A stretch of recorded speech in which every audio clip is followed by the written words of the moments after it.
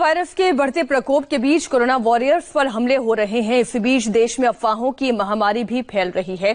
Social media इसका सबसे बड़ा हॉटस्पॉट बन गया है। अक्सर गलत दावे और मैसेज वायरल किए जा रहे हैं। साथ ही देश के तमाम हिस्सों में शरारती तत्व लोगों को परेशान करने वाली हरकतें कर रहे हैं। कभी नोट से कोरोना संक्रमण होने की अफवाह फैलाई जा रही है, तो कभी झूठे वीडियोज वायरल करके दावा किया जा रहा है कि कोई व्यक्ति कोरोना वायरस से पीड़ित है।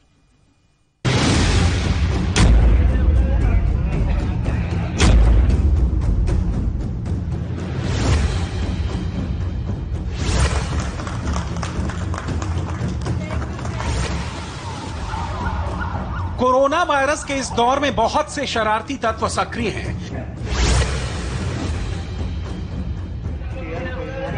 इंदौर में ऐसे ही एक अज्ञात व्यक्ति की करतूत से हड़कंप मच गया।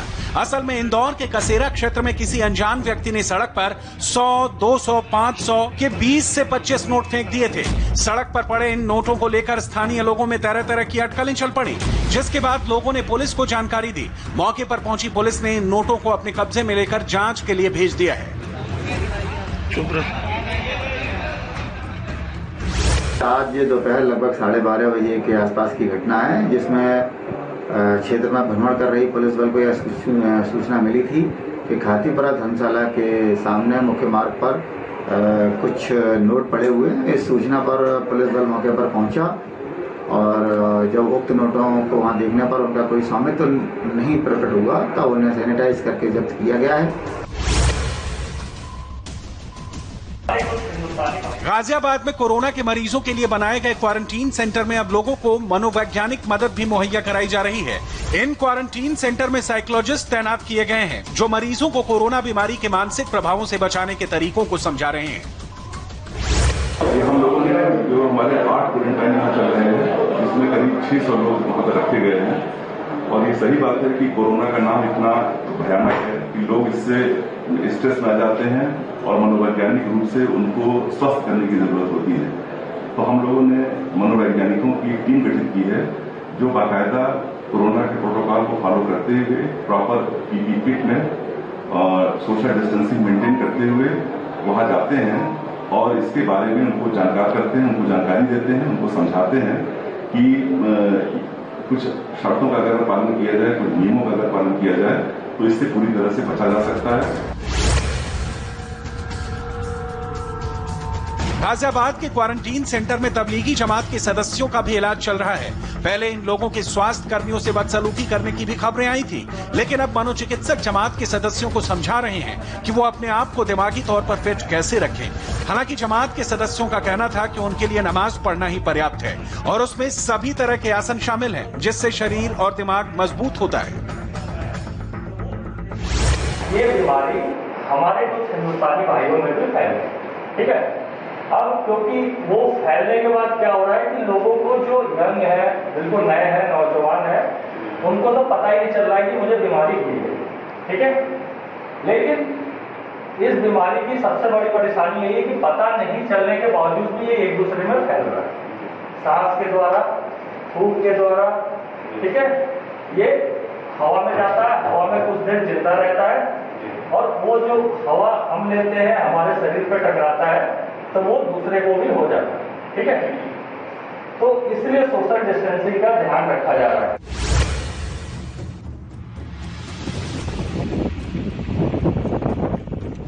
आज कोरोना महामारी से राहत की एक बड़ी खबर नोएडा से आई। यहाँ की रहने वाली 33 बरस की पूजा को नोएडा के शारदा अस्पताल में भर्ती कराया गया था। इससे पहले पूजा और उनके पति दोनों ही चाइल्ड पीजीआई में भर्ती थे। वहाँ हालत बिगड़ने के बाद दोनों को ग्रेटर नोएडा के शारदा अस्पताल में भर्ती कराया गया। जब पूजा का लगातार दूसरा कोरोना टेस्ट भी नेगेटिव आया तो उन्हें अस्पताल के स्वास्थ्य कर्मियों ने फूल बरसाकर और ताली बरसाकर विदा किया। इस मौके पर शारदा अस्पताल के superintendent doctor Ashutosh Niranjan, nodal अधिकारी डॉक्टर अभिषेक त्रिपाठी समेत अस्पताल के कई डॉक्टर और नर्स मौजूद थे। पूजा ने इस मौके पर अस्पताल के कर्मचारियों का शुक्रिया अदा किया। सब लोगों ने बहुत ध्यान रखा, स्पेशली जो स्टाफ है, डॉक्टर्स है, एंड आई अप्रिशिएट दैट कि आप लोगों ने बहुत ध्यान रखा। और एक्चुअली मेरे हस्बैंड बहुत क्रिटिकल कंडीशन में यहाँ पर आए थे, then I today is very fine and मैं तो ठीक थी, बट यहाँ से अच्छे तरीके से जा रहे हैं। Thank you so much. देश भर में लागू लॉकडाउन का सख्ती से पालन किया जा रहा है। ऐसे में कुछ शरारती लोग इस सख्ती की काट के लिए जरूरी सेवाओं का सहारा ले रहे हैं। दिल्ली में एक ऐसी एम्बुलेंस पकड़ी गई जो डेड बॉडी को ढोने में इस्तेमाल होती है, लेकिन जब इस एम्बुलेंस की जांच की गई तो बात कुछ और ही निकली। पुलिस की चौकसी से ये गलत इरादे नाकाम हो गए। कोरोना काल में जरूरी है कि सभी लोग लॉकडाउन के नियमों का पालन करें। हालांकि जरूरी सेवाओं को इससे छूट मिली है, मगर इस छूट का बहुत से लोग बेजा लाभ ले रहे हैं।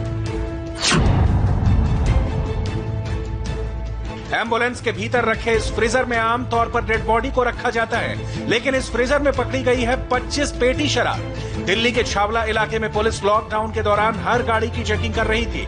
इसी दौरान इस एम्बुलेंस पर पुलिस को शक हुआ, क्योंकि इसका ड्राइवर खेतों के रास्ते एम्बुलेंस को दिल्ली में घुसाने की कोशिश कर रहा था, जिसके बाद इस एम्बुलेंस को रोककर इसकी जांच की गई। सख्ती से जांच करने पर पता चला कि एम्बुलेंस में डेड बॉडी को रखने में इस्तेमाल होने वाले फ्रीजर में असल में शराब रखी हुई थी। करीब 1200 क्वार्टर शराब पुलिस ने इस एम्बुलेंस से बरामद की। पुलिस ने शराब की तस्करी करने वाले 2 लोगों को गिरफ्तार कर लिया है। आज सुबह एक गाड़ी, एम्बुलेंस गाड़ी आई थी, उसमें सस्पिशियस लग रहा था। जो हमारा पुलिस पर्सनल छावला थाना का जो टीम है वो चेकिंग करने को शुरू किया था। वो एम्बुलेंस गाड़ी के अंदर 2 व्यक्ति थे, एक का नाम है देवेंद्र है, दूसरा का हरीश है। वो पीछे जो डेड बॉडी लेके जा सकते हैं वो वाला फ्रीजर के अंदर लगभग 1200 quarters, 1200 illegal quarters, illicit liquor quarters मिला था, और वो दोनों को हम अरेस्ट कर चुके हैं और केस की दर्ज करने के बाद अरेस्ट कर चुके हैं। कोरोना के संक्रमण काल में बहुत से लोग सरकारी मदद का भी नाजायज फायदा उठा रहे हैं। राजस्थान के सीकर जिले के मोचीवाड़ा में रहने वाले नबी शेर खान ने 4 दिनों से भूखे होने और राशन न होने की शिकायत की थी। जब अधिकारी वहां राशन लेकर पहुंचे तो नबी शेर खान का दावा झूठा निकला। उनके घर में राशन के पैकेट पहले से मौजूद थे, जिसके बाद नबी शेर पठान के खिलाफ पुलिस ने केस दर्ज कर लिया। ये नबी शेर खान है, नबी शेर खान है। मोचीवाड़ा में इन्होंने सीएम हेल्पलाइन पर 181 पर कंप्लेंट की थी कि तो आपकी पत्नी ने की, इन्होंने की कंप्लेंट कि हमारे घर पे राशन नहीं है। मैं कमिश्नर नगर परिषद सीकर राशन किट लेकर के आया, इनके घर पे चेक किया, इनको ऑलरेडी 4 किट मिल चुके हैं। एक ये रहा राशन किट, इसमें पूरा चावल तेल पूरा भरा पड़ा, अभी तक तेल चावल सारा पड़ा, आटा पड़ा है। अगर कुछ लोग लॉकडाउन का नाजायज फायदा उठाने की कोशिश कर रहे हैं तो कई लोग ऐसे हैं जो वाकई मुश्किलों के मारे हैं। ये तस्वीरें मध्य प्रदेश के मंदसौर की हैं। जंगल में पड़े ये लोग खुद से यहाँ नहीं आए, बल्कि जिला प्रशासन ने इन्हें यहाँ लाकर छोड़ दिया है ताकि मंदसौर शहर में कोरोना का प्रकोप न फैले। ये लोग रेलवे स्टेशन, शहर के फुटपाथ, मंदिरों और मस्जिदों में रहकर लॉकडाउन खोलने का इंतजार कर रहे थे, लेकिन पुलिस ने इन्हें एक बस में बिठाकर जंगल में रहने के लिए छोड़ दिया। पुलिस का कहना है कि जब तक लॉकडाउन ना खोले ये लोग यहीं रहें, इसी में इनकी सुरक्षा है। हम यहाँ पे फंस गए थे, गाड़ियाँ बंद हो गई थी, तो हम दरगाह पे फंसे हुए थे मंदसौर में। वहाँ हमने 20-22 दिन वहाँ निकाले हैं बढ़िया सा। वहाँ कोई सी बात की हमें परेशानी है। फिर वहाँ से हमारे को बस में लाया गया यहाँ पे। हमने ये बात वहाँ भी बोला था कि इनके लिए वहाँ पे कोई व्यवस्था नहीं हुई, तो हमारे को बताया गया है कि वहाँ पे सब व्यवस्था है, आपका खाना पीना चाय पानी सब कुछ, लाइट वाइट सब कुछ है। तो यहाँ ला के छोड़ दिया गया। तो यहाँ देखिए आपको यहाँ कोई सुविधा नहीं है हमारी, न नहाने की, न पीने की, न खाने की, कुछ की।